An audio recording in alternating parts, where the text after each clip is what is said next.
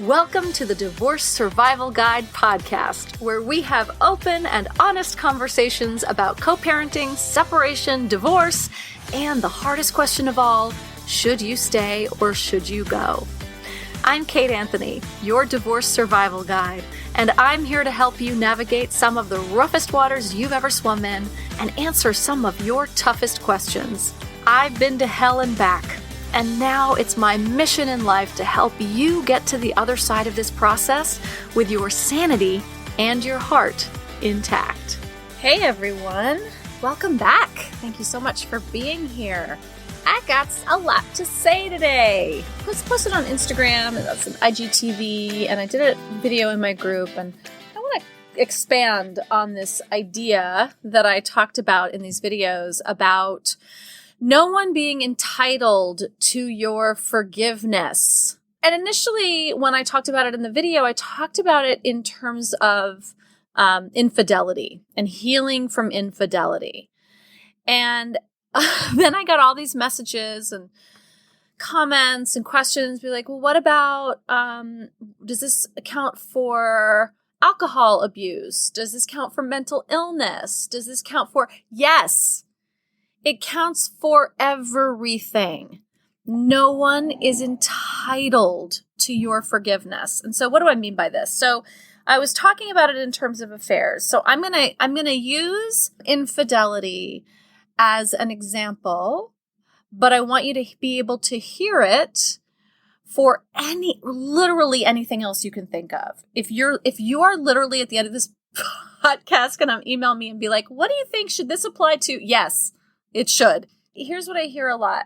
I hear about infidelity that, someone is unfaithful. And, I work with a lot of women. And so often it's their husbands that have been unfaithful, although not always. And one of the things that I always say about infidelity is that affairs don't occur in vacuums, right? So there is something that is off in your relationship. So if you are the one to have been unfaithful, then this just applies across the board. It doesn't really matter who was unfaithful. I just usually hear it from the perspective of a woman who has been cheated on.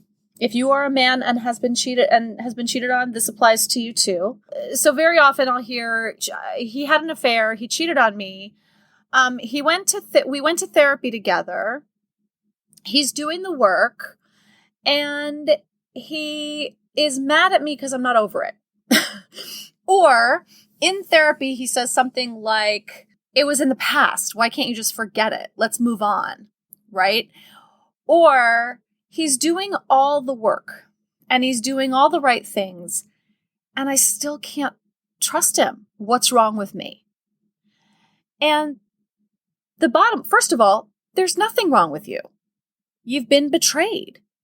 You have been hurt. And you're not healed yet. But if he's going to therapy, or she is going to therapy and saying, all right, I admit it. I fucked up.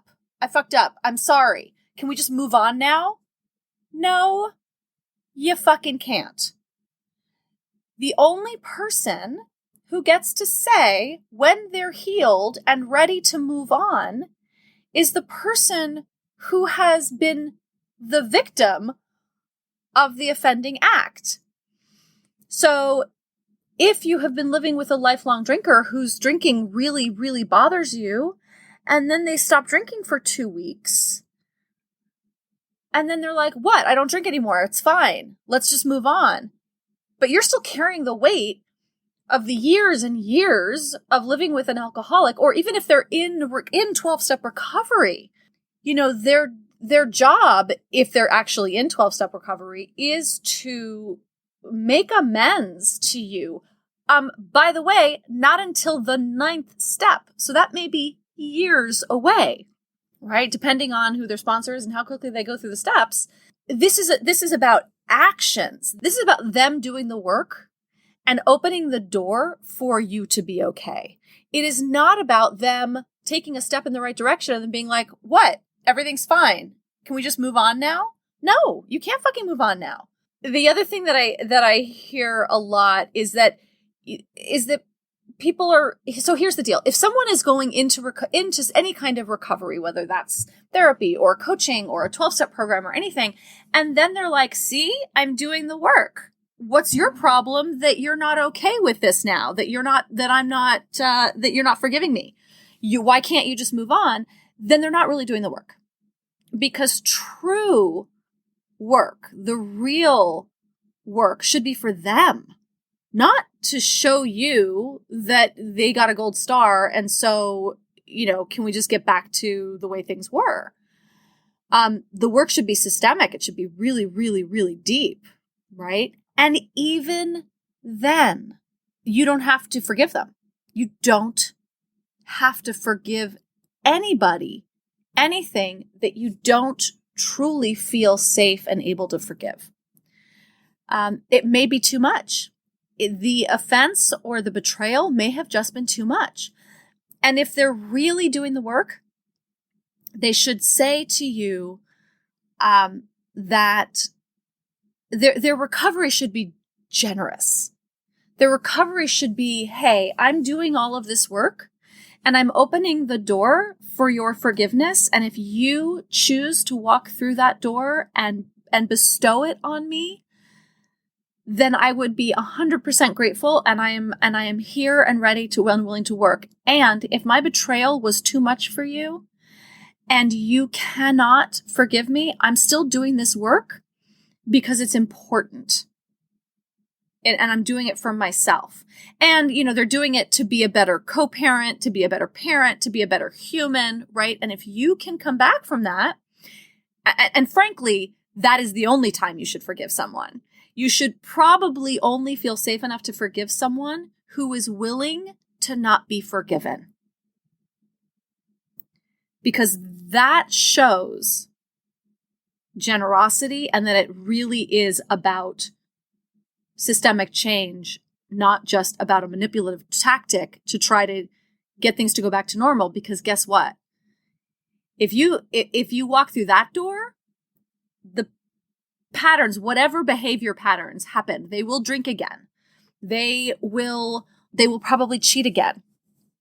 They'll do all of the things again. Now, this also applies with mental illness, because it is entirely possible that your spouse has, undergone some mental illness or had a diagnosis, and then they go to therapy and they get on the right medication and they're doing the work. They're really, truly doing the work.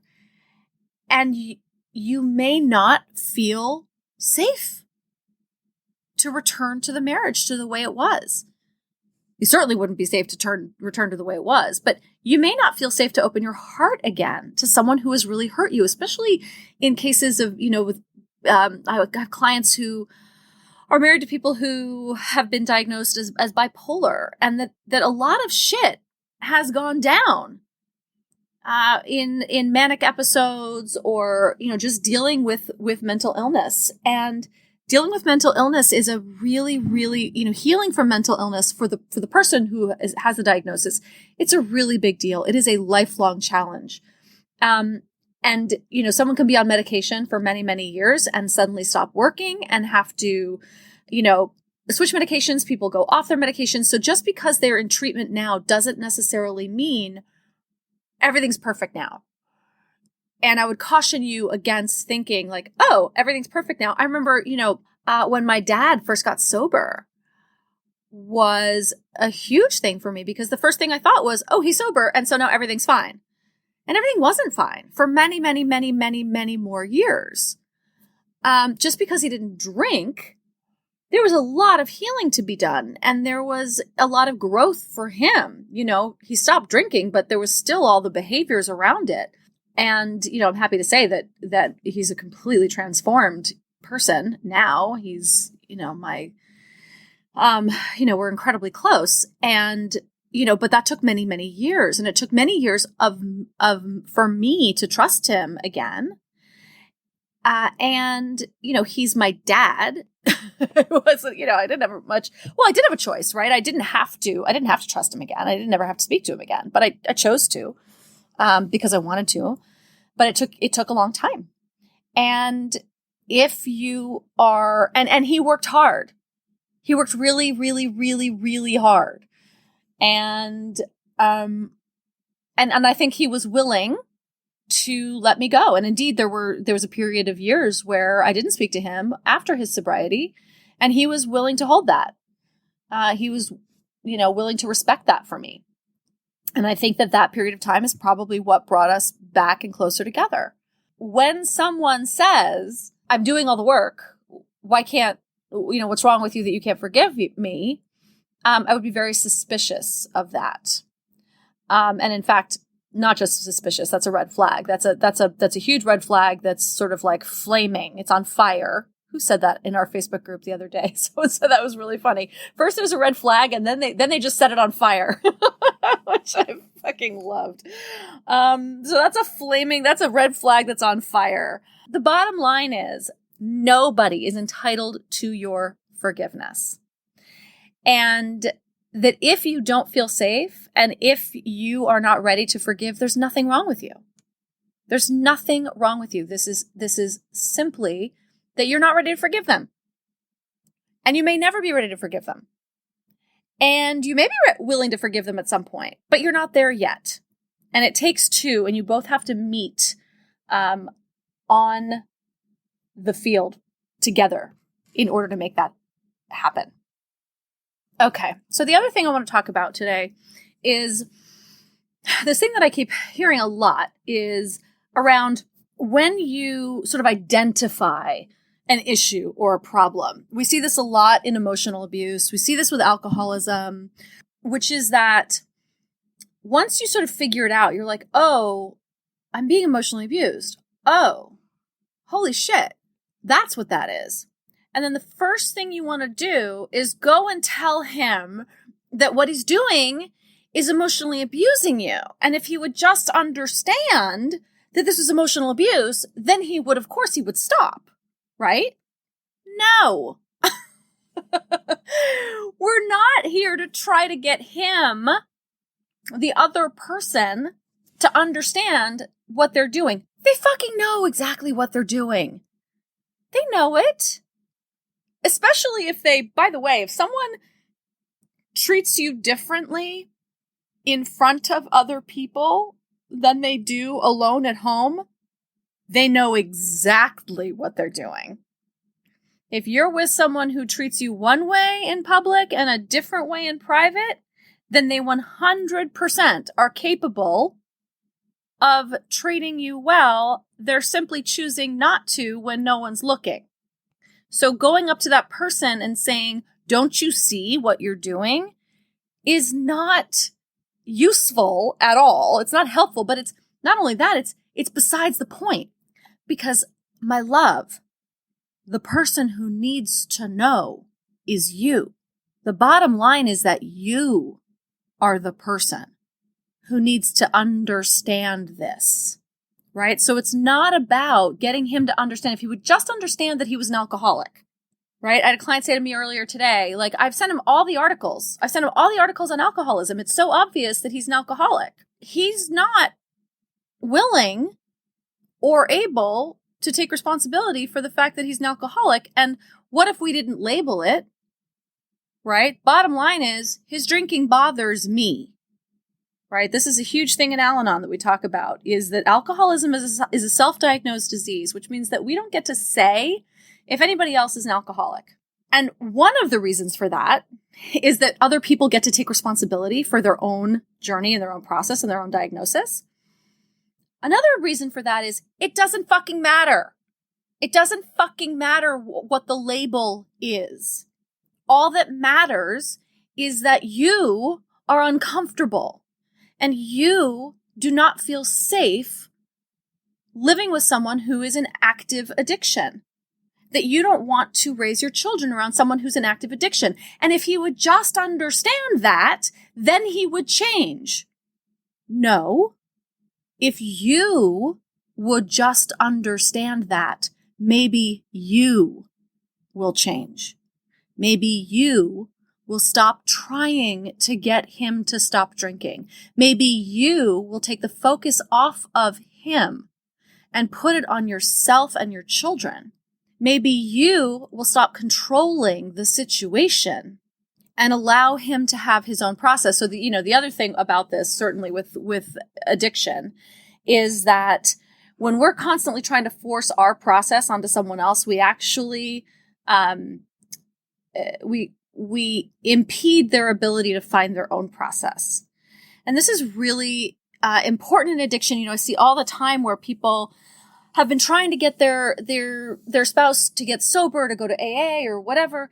And as soon as they stop, then the other person is able to find their own process. They're able to find their own version of a higher power. They're able to find, maybe they find sobriety through something other than AA when we've been ramming AA down their throats. And how about if we didn't ram it down their throats, maybe they would have found it a long time ago and actually gone, because nobody likes to be pushed and controlled and manipulated, right?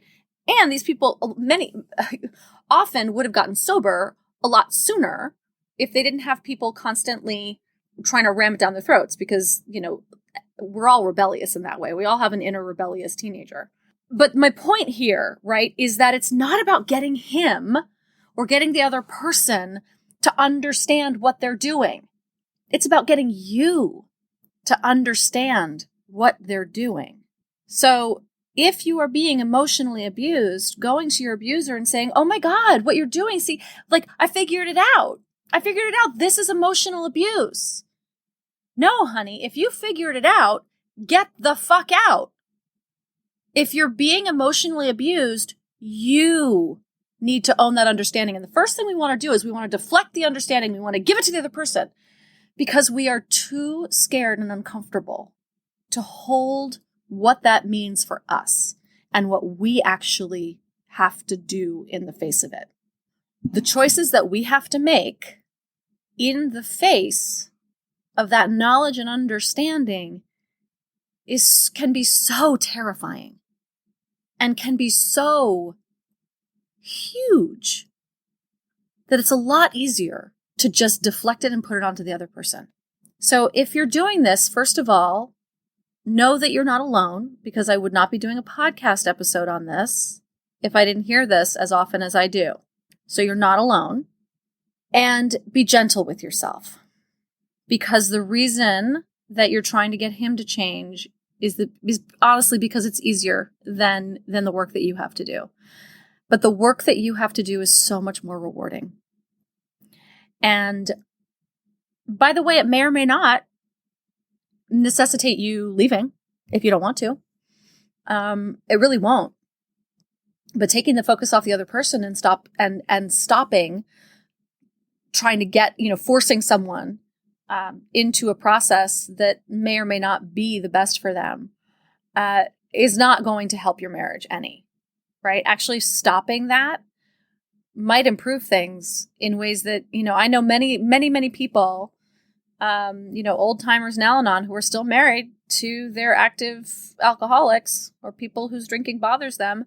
Now, are they really happy? I don't know. I don't want to get into that. Some people make it work. They really do. And they find other ways to enjoy their relationship.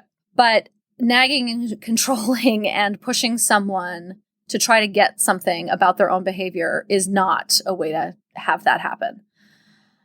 And again, it's really a deflection. It's a deflection off of the work that you have to do. Because when we spend all of our time, they say in Al-Anon all the time, put down the magnifying glass and pick up the mirror. Because when we spend so much time with a magnifying glass examining other people's behavior, we lose sight of ourselves. We really lose sight of ourselves. We lose our own self-esteem. We lose our confidence. We lose our strength. We lose perspective. We lose our essence because it takes so much energy to try to control someone else. So those are my two main things I wanted to talk about today. I wanted to talk about the fact that no one is entitled to your forgiveness, that the only person who gets to say when you are healed and ready to move forward is you. And that trying to get the other person to see or understand what they have been doing is not going to help your situation either. You are the one who has got to sort of come to grips with the reality of what's really happening in your relationship. And I want to invite you to call me if that's the case. If you're having trouble with that, I work one-on-one with people. It's really funny. I often get all these emails from people being like, "Oh, I didn't know that you actually work with people." Oh my God, I am a coach. Oh my God, you guys, call me.